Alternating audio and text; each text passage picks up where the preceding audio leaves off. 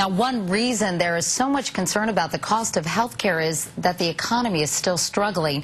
In our poll tonight, 77% of Americans told us they think the economy is in bad shape. But what about that stimulus package that was supposed to jumpstart it? Only $217 billion of the $787 billion package has been spent so far. And now two prominent Republicans are saying at least 15% of that was wasted. Cheryl Atkinson follows the money. You probably wouldn't guess that a martini bar and a Brazilian steakhouse would be on tap for stimulus funds. But in St. Joseph, Missouri, the two privately owned facilities are getting $100,000 of your tax dollars. The idea, their success will revitalize the area.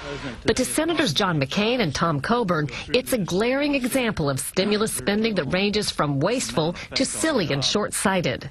The American people have to realize that the priorities ought to be what creates the most job and what gives the best value to the American people. In a new report, the senators tag 100 stimulus projects worth $7 billion. A water pipeline to a money-losing golf course in San Francisco, fossil research in Argentina, puppet shows and clown theater. There's money for people to keep journals of their malt liquor and marijuana use, to study the hookup behavior of college co-eds. And this. The QSST. $4.7 million to Lockheed Martin to develop supersonic jet travel, catering to upscale clientele. The comfort and elegance of an executive aircraft. We're also spending a lot to learn from the animal kingdom, cooperation from birds, the sex drive of rats on hard drugs, the caste system and division of labor in ants.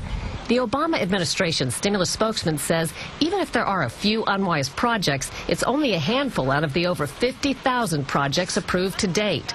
The administration has become increasingly sensitive to appearances.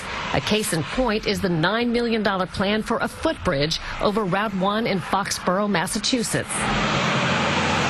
The governor and his staff made the astonishing claim the footbridge could create 8,000 jobs by enticing a major development. We're looking at it as a major corporate or R&D park.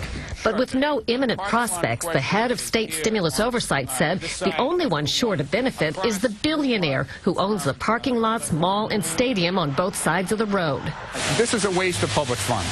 There are a lot more projects that need attention and need public dollars. Just last Friday, after federal officials voiced concern, the state yanked the stimulus funds, saying the project wasn't ready to go.